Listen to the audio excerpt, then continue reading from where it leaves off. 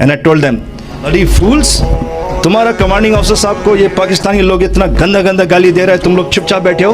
They just got up, took the khukris out and they said, साहब एक ही गोली है तो क्या हुआ, खुखरी है ना, काट काट के मारेंगे जब तक हम नहीं मरेंगे साहब.